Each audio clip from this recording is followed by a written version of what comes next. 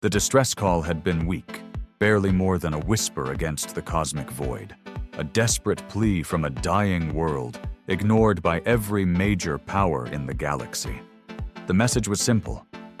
We are under attack. Our cities burn.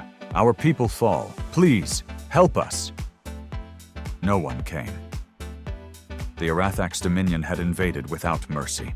A brutal race of conquerors, they swept through the defenseless world like a storm of fire and steel. Their warships hovered over cities, raining down destruction.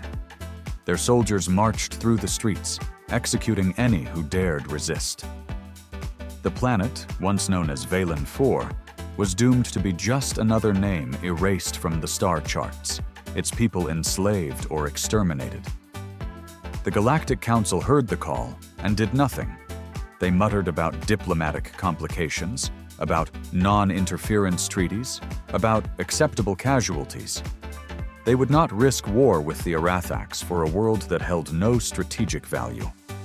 And so, the galaxy turned its back. But they had forgotten something. Valen 4 was not just any world, it was a human colony, and humanity never let its own fall. The attack fleet dropped out of hyperspace in perfect formation. 500 warships, a force that should not have existed. The Council had believed humanity was weak, fractured, unable to muster such a force. But they had underestimated them. The fleet's flagship, Indomitable, a monstrous dreadnought bristling with weaponry, led the charge. At its helm stood Admiral Elias Vance, his expression carved from stone, his voice calm as he issued the order that would change everything. Begin orbital bombardment. Let them feel what it's like to be on the receiving end. The skies of Valen 4 erupted in fire. The ARX had never feared humanity. They had seen them as upstarts, primitive and reckless, more suited for dying in the fringes of space than waging war against an empire. They were wrong. Humanity had spent centuries fighting among themselves, perfecting the art of war in a way no other species had. The Council had outlawed mass planetary invasions, had discouraged total war. Humanity had ignored those rules. They had built ships for a fight they had hoped would never come, but had prepared for anyway. And now, that preparation was paying off. The Indomitable's rail cannons roared, sending slugs the size of buildings into the ARX capital ships, tearing through shields and armor like paper. Human corvettes swarmed enemy formations, weaving between their lumbering ships and gutting them with precision strikes. Drop pods rained down like falling stars, each one carrying soldiers clad in exosuits, their armor designed to withstand the worst the galaxy had to offer. They landed in the streets of burning cities and did not stop. The ARX expected them to be slow, to be burdened by their heavier armor. Instead, they moved like demons, striking fast and hard, pushing through enemy lines with relentless efficiency. Humanity fought like a species that had spent its entire existence waging war. The battle raged for hours. By the time the last ARX warship tried to flee, it was too late. Humanity had surrounded them, leaving no escape. Admiral Vance watched as the enemy flagship burned in the void, its hull breaking apart. He did not smile. There was no joy in war, only duty. The people of Valen 4 had been abandoned, left to die, but not by humanity. Never by humanity. Because when one of their own cried out for help, humanity answered. And they came with fire.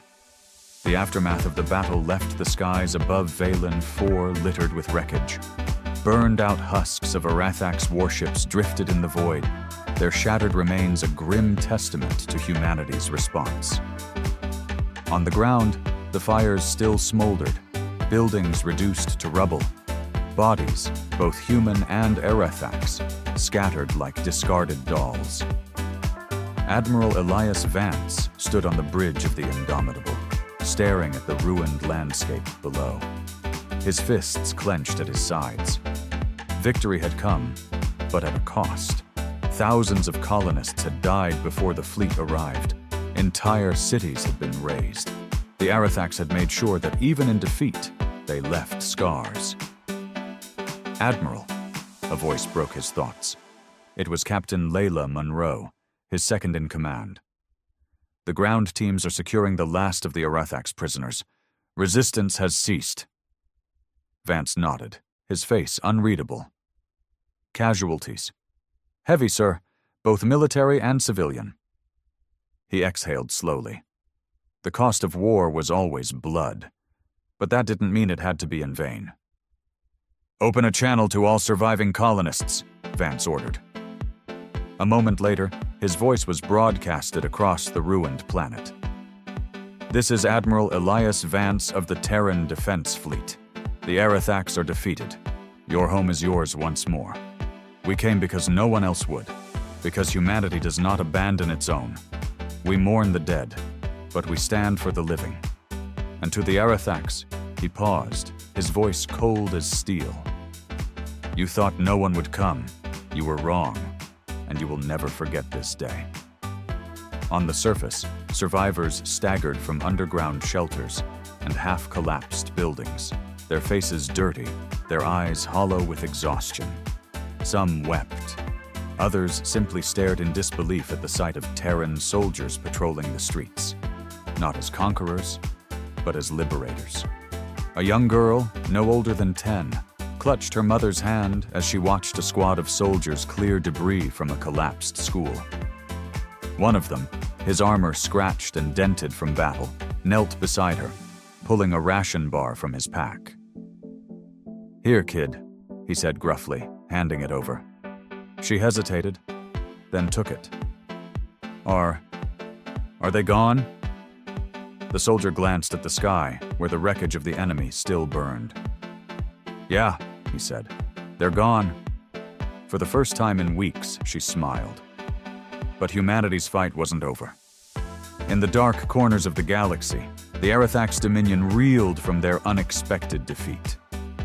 No one had ever hit them so hard before, had ever made them bleed so badly.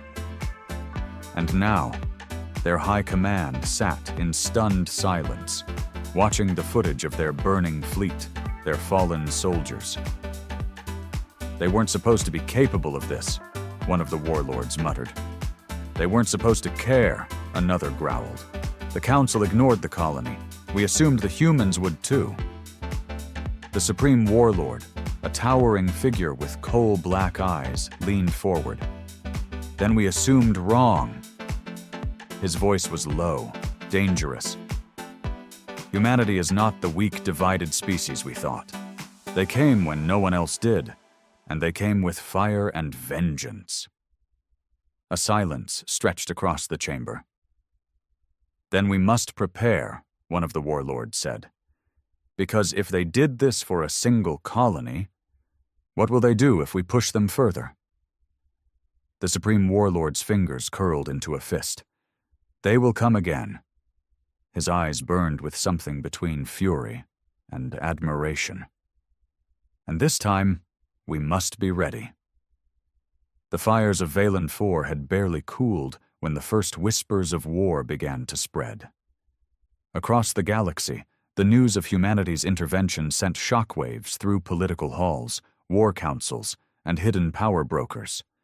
No one had expected them to act. No one had believed they had the strength, the will, or the ruthlessness to launch such a decisive strike. But humanity had not only responded, they had annihilated the Arathax invasion force. Inside the Grand Hall of the Galactic Council, an emergency session had been called. Representatives from the major species of the galaxy sat in uneasy silence as footage of the battle over Valen IV played on the central display. The destruction was absolute. The Arathax fleet, which had been expected to crush the colony with ease, had been torn apart with terrifying efficiency. This is madness," Chancellor Valen of the Zephyr Union muttered, rubbing his scaled brow. "How did they do this? They shouldn't have had the numbers, the technology." "They did," a deep voice interrupted. All eyes turned to the Arathax representative, Warlord Cithran, His dark eyes burned with barely restrained rage. His species had never suffered such humiliation. "The Terrans were underestimated," Zithran growled. "A mistake that will not be repeated." A murmur of unease spread across the chamber. The ARX Dominion was one of the most powerful military forces in the known galaxy. If they were planning retaliation, the war that followed could shatter the fragile peace the Council had maintained for centuries. "Let us not be hasty," Councillor Orvis of the Sithari Alliance said carefully. "Perhaps this was an anomaly, a single instance of human aggression provoked by the attack on their colony. We have long known them to be emotional, protective of their own. This does not mean they are a true threat to the balance of power." Zithran's lip curled in disgust. "You are a fool if you believe that," he snapped. "Look at what they did. 500 warships. Soldiers in numbers we did not think they possessed. They crushed us. And when they spoke to the survivors, their admiral made it clear. This was only the beginning." The chamber fell into silence. Then, slowly, a voice spoke from the shadows. "They have been preparing for war." Every head turned as High Speaker Luthen of the Vren Coalition stepped forward. The Vren were an ancient species, their people known for their long memories and careful strategies. They had watched humanity more closely than most. "We thought them chaotic," Luthen continued, his eyes narrowing. "Unorganized, too busy fighting among themselves to be a threat. But we were wrong." He gestured toward the screen, where the Indomitable hovered over Valen 4 like a silent guardian. "They are not fractured. They are united. They did not hesitate to act, and they did not ask for permission. This is not the sign of a weak race." A tense silence stretched between the council members. Finally, Chancellor Vilen exhaled sharply. "Then we must ask ourselves a question," he murmured. "One that will determine the future of this galaxy." He looked around the room, eyes heavy with unspoken fear. Are the humans our allies, or our doom? Back on Valen 4, the surviving colonists worked alongside Terran soldiers, rebuilding what had been lost. Admiral Vance stood on the edge of the ruined city, gazing up at the sky, where the Terran fleet still held position. "This won't be the last time we do this," Captain Monroe said beside him. Vance nodded. "Number it won't." She hesitated. "What do you think the Council will do?" He exhaled slowly. "They'll debate, they'll hesitate, they'll lie to themselves, pretend we're still a small, insignificant species." Then, finally, he turned to face her, his expression hard. "But the Arathax won't wait. They'll come back, stronger, angrier, and this time they won't just target a colony." Monroe swallowed. "Earth." Vance didn't need to answer. They both knew the truth. Valen 4 had been the spark. The fire was coming. The war drums of the ARX Dominion beat in the darkness of space. From the shattered remnants of their fleet, survivors returned to their home world, carrying a message of humiliation and vengeance. Warlord Zithran stood before the grand conclave of the Dominion, his body still bearing the wounds of Valen 4, his pride bleeding far worse than his flesh. "We were wrong about humanity," he growled, his voice echoing through the war hall. "We thought them weak. We thought they would not come. They did, and they brought with them a fire unlike any we have ever faced." A murmur spread through the warlords gathered before him. The Arathax prided themselves as conquerors, undefeated for centuries. But now the stars themselves whispered of their failure. A towering figure stepped forward, High Warlord Varzathan, supreme leader of the Dominion. His presence alone was enough to silence the room. He gazed at Zithran, his expression unreadable. "You return in disgrace," Varzathan said, "but disgrace is not the same as defeat. Tell me, Warlord, Did you learn? Zithron clenched his fists. Yes, High Warlord. He took a slow breath. We underestimated them. Their technology is not as primitive as we believed. Their strategies are not as reckless as we assumed. And worst of all, his jaw tightened. They are not afraid of us. Varzathan remained silent for a long moment. Then slowly he spoke. Good. The room stilled. Fear makes for weak enemies, the High Warlord continued. I would rather face a foe that fights, a foe that bleeds, a foe that makes us stronger. His dark gaze swept over the assembled warlords. But they must understand their place. Humanity has made their move. His voice dropped to a dangerous growl. Now we make ours. Zithron straightened. Then you authorize war? Varzathan smiled, a slow, predatory thing. Not yet. He turned to a nearby holomap, where the sectors of space flickered in brilliant blues and reds. Humanity fights with emotion, he mused. They respond when their own are threatened. So we will not threaten their colonies. We will go for the throat. We will make them fear for the homeworld they protect.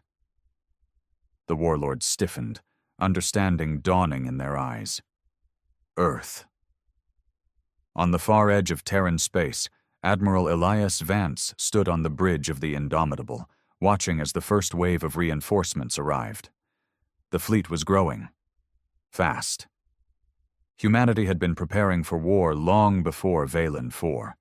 The moment the Galactic Council abandoned them, the moment the major powers of the galaxy had dismissed them as insignificant, humanity had known this day would come. And so they had built in secret. They had constructed warships under the guise of defensive expansion. They had designed weapons that the rest of the galaxy had never seen. They had trained soldiers for a war that no one believed they could fight. Vance turned to Captain Monroe. Status report. 20 additional warships arrived from the Martian shipyards this morning, she said. We're integrating them into the fleet now. Ground forces are cycling through training rotations. Morale is high. Everyone knows what's coming. Vance nodded. They all felt it. The tension in the air. The quiet before the storm. Humanity had made its move. Now they were waiting for the counterattack, and it would come. You think they'll hit the outer colonies again? Monroe asked. Vance shook his head.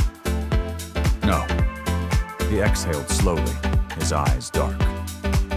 If I were them, I'd go straight for Earth.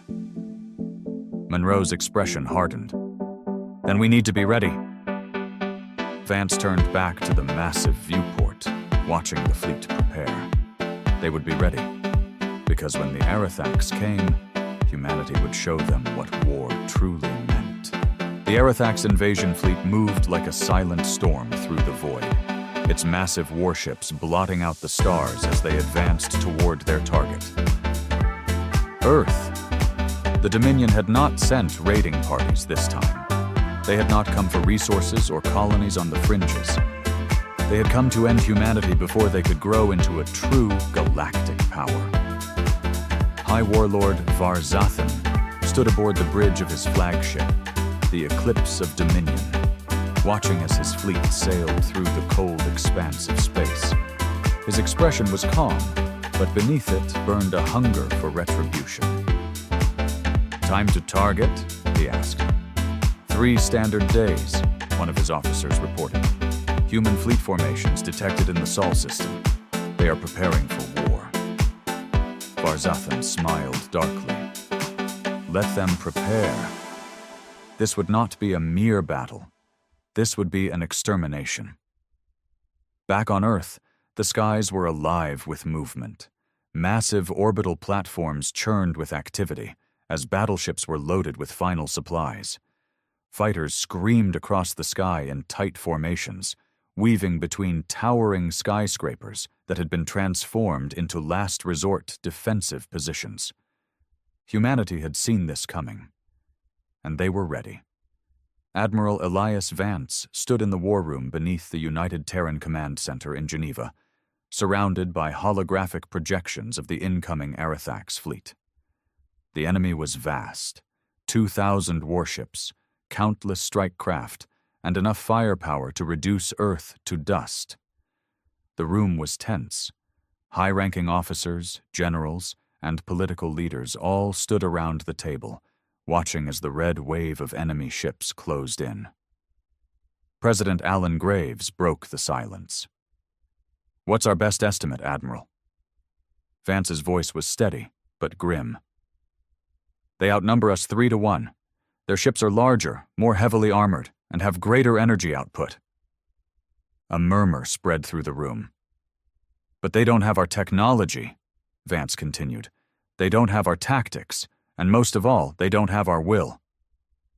Graves nodded slowly. "Then what's the plan?" Vance stepped forward, his eyes locked on the incoming enemy formation. "We draw them in, make them think they're winning." He gestured toward the outer planets of the Sol system. "We feign a desperate defense at Jupiter. We give them blood, but we don't break.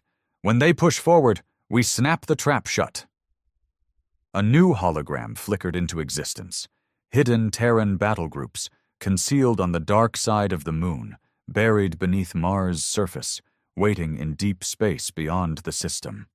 "When they commit their forces to the final push toward Earth, we cut off their retreat," Vance said, his voice like steel. "We will turn Sol into a graveyard. They will come expecting conquest.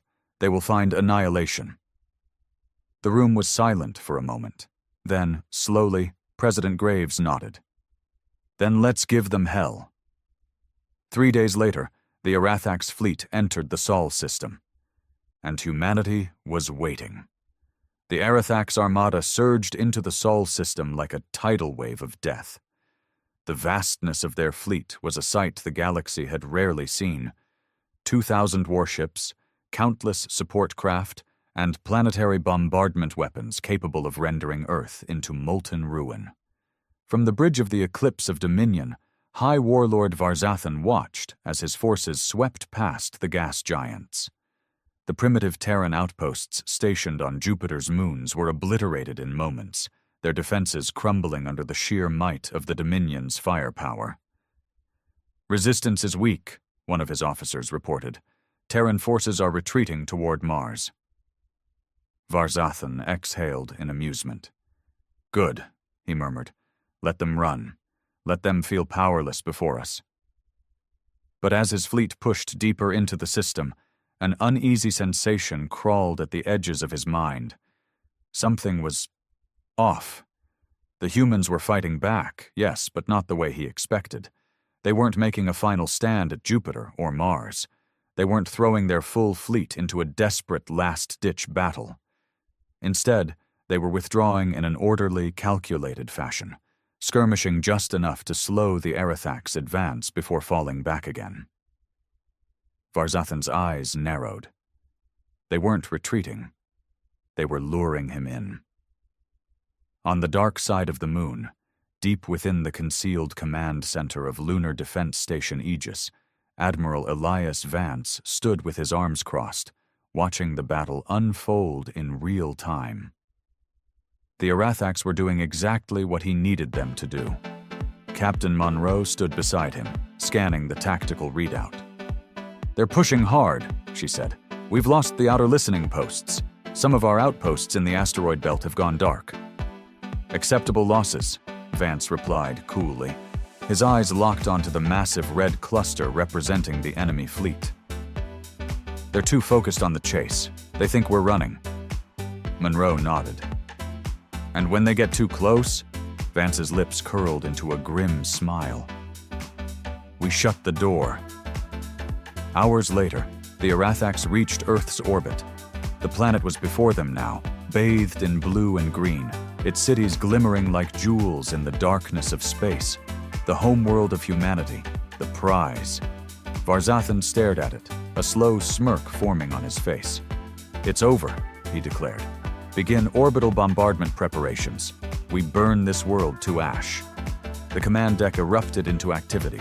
Orders were issued. targeting systems locked onto key cities: New York, London, Beijing, Moscow.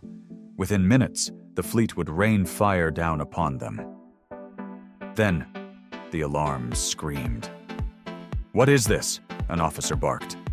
Varzathan turned sharply toward the tactical display, his eyes widening as hundreds of Terran warships erupted from hidden positions behind the Moon, Mars, and deep space beyond Pluto. They hadn't been retreating. They had been lying in wait. "Impossible!" someone shouted. A new voice cut through the bridge, deep and cold. "Varzathan." The holoscreen flickered, and suddenly, Admiral Elias Vance was staring straight at the Arathax warlord. "You walked right into it." The human fleet opened fire. The battle for Earth had begun. The void of space ignited with the fury of 1,000 suns. The moment the trap was sprung, humanity struck with merciless precision. From behind the Moon, from the depths of Mars, from the shadows of deep space, warships surged forward, their weapons unleashed in a cataclysm of fire and destruction.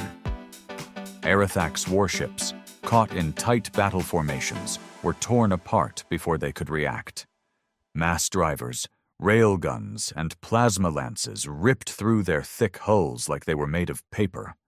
Swarms of Terran starfighters darted through the chaos, slipping between enemy defenses and delivering payloads of hyperkinetic rounds directly into weak points.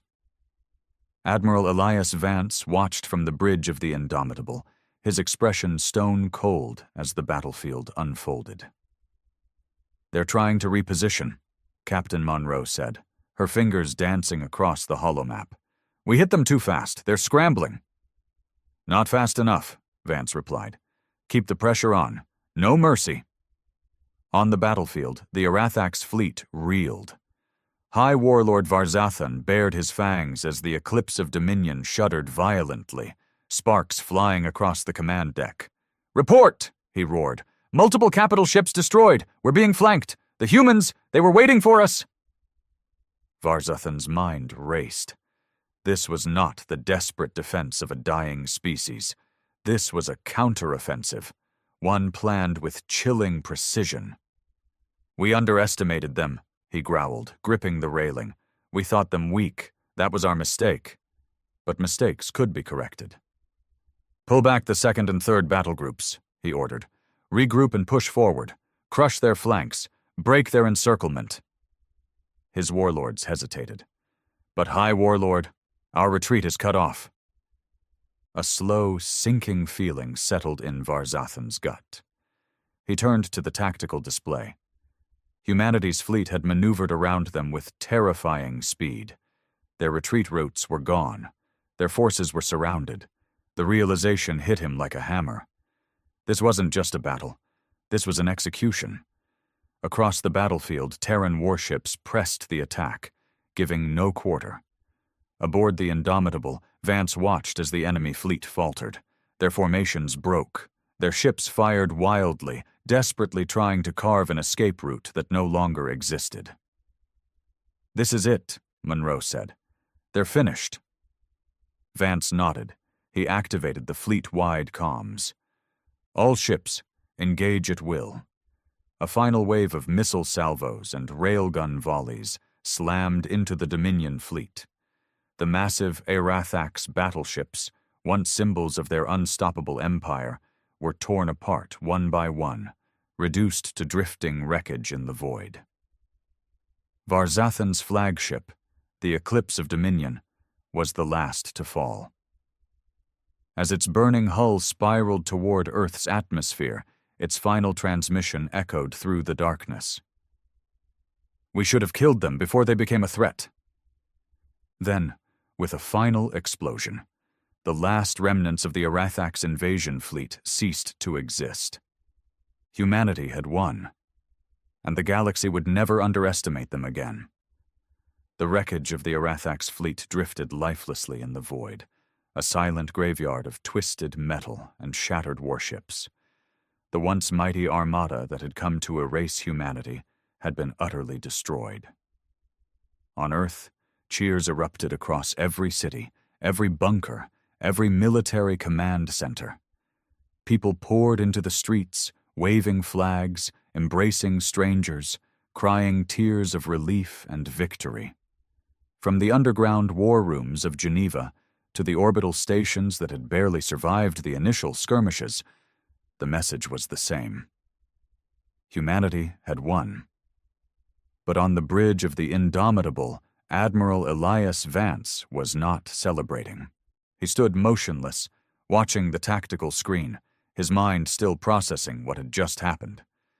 The Dominion was powerful, ruthless, unforgiving, and now they had suffered the worst defeat in their history. Captain Monroe approached cautiously. "Sir, the battle is over. We did it." Vance exhaled, his jaw tightening. "No," he said quietly. "We won a battle. The war is just beginning." Monroe frowned. "You think they'll come back?" Vance turned to her, his expression grim. "We just humiliated one of the strongest empires in the galaxy. They won't let this stand." He glanced at the wreckage of the ARX fleet. "Next time," he said, "they won't just send an invasion force." He met Monroe's eyes. "They'll send everything." Far beyond the Sol system, on the Dominion homeworld of Zarkon, the news of the catastrophe had reached the throne room of the ARX High Council. The room was vast, dark, and lined with towering banners of past conquests. At its center sat the Primarch of Dominion, the supreme ruler of the ARX. His 6 golden eyes glowed dimly as he listened to the trembling voice of the warlord who had survived the battle. They fought like no species we have ever faced," the warlord stammered. "Their strategies, their ferocity. It was as if they knew every move we would make before we made it." The Primarch's claws tapped against his stone throne. "And what became of High Warlord Varzathan?" The warlord hesitated. Then, bowing his head, he spoke. "Dead, my lord. His fleet, gone." Silence. The gathered warlords shifted uneasily, awaiting the Primarch's reaction. Then, slowly, the ruler of the ARX Dominion rose from his throne. His towering form cast a shadow across the chamber, his presence suffocating, his aura of power undeniable. For centuries, no species had dared to stand against the Dominion. But now, humanity had shattered that illusion. "They thought no one would come to their aid," the Primarch said, his voice like distant thunder. "They believed they were alone. But when we came to conquer," his 6 golden eyes burned brighter. "Earth's mightiest Armada arrived." His claws clenched into fists. "Very well. If it is war they desire..." He turned to his gathered warlords, his voice a whisper that rumbled through the chamber like a storm. "Then we shall bring them extinction." The war for humanity's survival had only just begun. The celebrations on Earth lasted for days, but Admiral Elias Vance had no time to indulge in victory. He knew the war was far from over.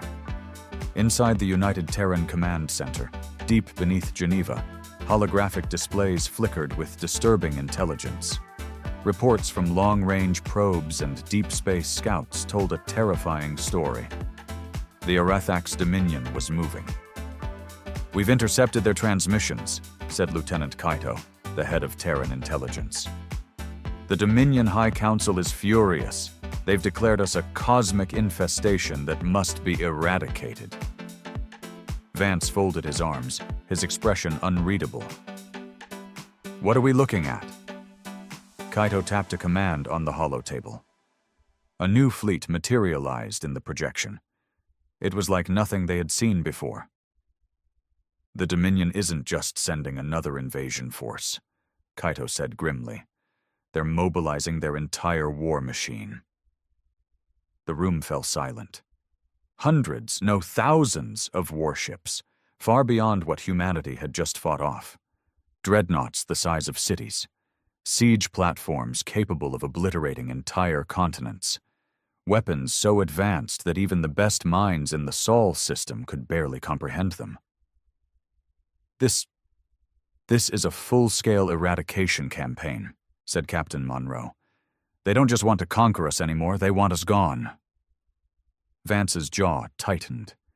He had expected retaliation. He had expected vengeance. But this was genocide in the making. President Alan Graves, standing at the head of the room, took a deep breath. What are our options? Vance's voice was low but firm. We fight. Graves narrowed his eyes. Can we win? Vance turned back to the holomap. The odds were impossible. 3,000 Dominion warships against the battered remnants of Earth's fleet. And yet, when he looked at the faces around the table, he saw no fear, only defiance. He exhaled. We don't need to win, he said. We just need to make them regret coming. Across the galaxy, the largest armada in Arathax's history began its march toward Earth. At its helm, aboard the Harbinger of Extinction, stood the Primarch of the Dominion himself. He gazed at the distant stars, his 6 golden eyes filled with cold fury. Let the humans gather their fleet, he murmured. Let them believe they have hope. His claws flexed. This time we do not stop until their world burns to its core. And so the final war for humanity's survival began. The storm of war came faster than anyone had predicted. Within weeks, the Dominion's apocalyptic fleet surged toward the Sol system. The vastness of their numbers was beyond anything humanity had faced before. 3,000 warships, siege platforms capable of turning planets to molten wastelands, swarms of hunter-killers designed to seek out and eliminate survivors. Against them stood Earth's last line of defense. The United Terran Armada, battered but unbroken, assembled at the edge of the system. Every remaining warship, every station-mounted cannon, every last defensive satellite was turned toward the incoming storm. Even civilian freighters had been retrofitted with makeshift weapons. The people of Earth did not run. They did not beg for mercy. They stood. The Battle of Sol was unlike anything the galaxy had ever witnessed. The Dominion came with overwhelming force, but the Terran fleet fought like demons. Human warships, outnumbered and outgunned, executed daring maneuvers that defied all logic. Fleets of AI-controlled drones filled the void, slamming into Dominion vessels with terrifying precision. Orbital platforms rained nuclear fire onto the approaching enemy. And when the Dominion breached Mars' defense line, humanity deployed its final weapon. The Thanatos Protocol. Experimental dark matter warheads, forbidden by interstellar law, were detonated within the heart of the enemy fleet. Reality itself seemed to tear apart as gravitational distortions shredded hundreds of Arathax warships. But even that was not enough. The Dominion pushed forward. They shattered Earth's first line of defense. They broke past Mars. They reached Earth's orbit, and then humanity did what it always did best. It adapted. Using guerrilla tactics, ambushes, and desperate last stands, human forces fought on. Even when the orbital stations fell, even when the space docks were turned to rubble, humanity refused to surrender. Then, in one final act of defiance, Admiral Elias Vance led a suicide strike against the Harbinger of Extinction, the flagship of the Dominion Primarch himself. With his last breath, Vance detonated the Indomitable's reactor, taking the Arathax leader with him. The Dominion fleet, leaderless and bleeding, hesitated, and humanity seized the moment. From hidden bunkers on Earth, from the last surviving warships, from the depths of the asteroid belt, humanity struck back with everything they had left. The once invincible Arathax broke, and when the remnants of their fleet fled, humanity did not pursue them. They simply watched. Watched as the Dominion, the once great conquerors of the galaxy, ran from the species they had sought to destroy. Years later, the scars of war still remained. Earth had been battered, but it endured. The Dominion, once the greatest power in the galaxy, had never recovered from their defeat. Other alien civilizations, once too afraid to challenge them, rose up in rebellion. The empire that had terrorized the stars for centuries began to crumble. Humanity had not just survived. They had changed the fate of the galaxy forever. And so, when future generations looked to the stars, they did not see darkness. They saw a future they had won with blood and fire. Because when the universe came to erase them, when the Dominion believed Earth would stand alone, when all hope seemed lost, Earth's mightiest armada arrived.